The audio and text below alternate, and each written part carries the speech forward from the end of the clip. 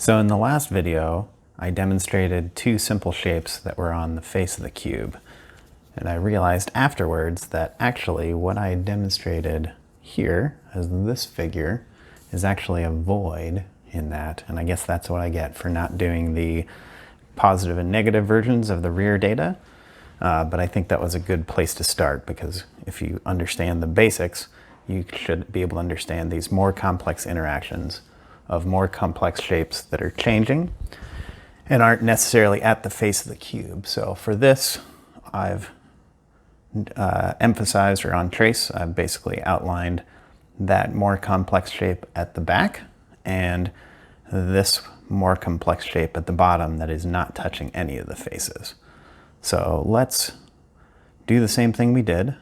We'll pull the data up and over on the front, on this front right face, and we'll pull it around and over for these, and then we'll figure out the interaction.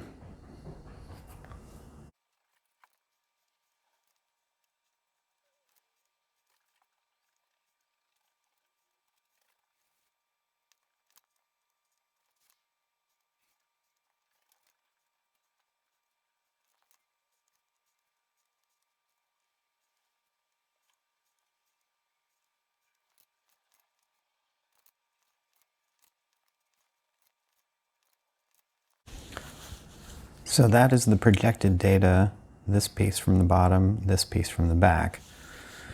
The difficult thing when things are not out at the face is figuring out where, or visualizing that overlap of the data. Remember, you can trust nothing but what is on the faces. So actually, the place where we can trust, we know that because if you kind of visualize this edge coming over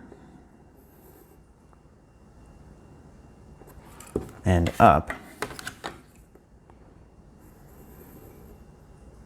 and same with this edge,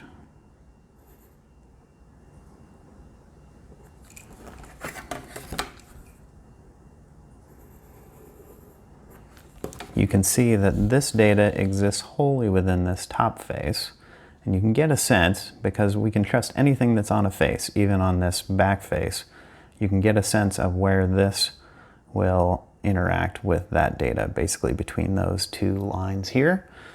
However, I wouldn't recommend pulling the projection data around onto the face where the other data set lives, because it might get confusing there. So this line coming across, and let's go to the front edge of this. So this to here, so that's going to be this point. So we can project that in until we get to that, which is the transition point we were looking for. And then we know that, because we projected in from a face, we know that that is true. So let's start from that little point. So we know that this is part of the interaction, and it's going to stop where this data doesn't exist anymore, right?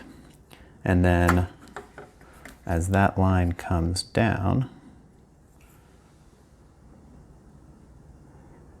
we know that the interaction stops again here, because that's where this data ends.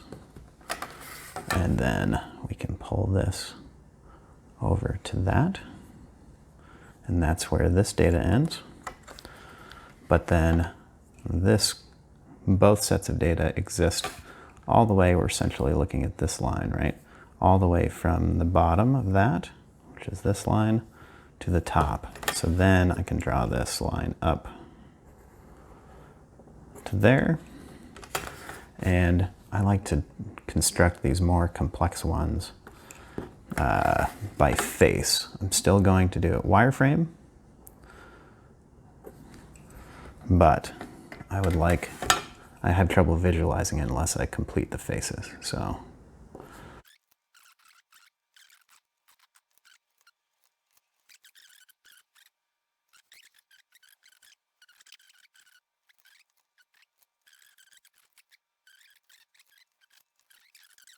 So what do these look like as the Booleans?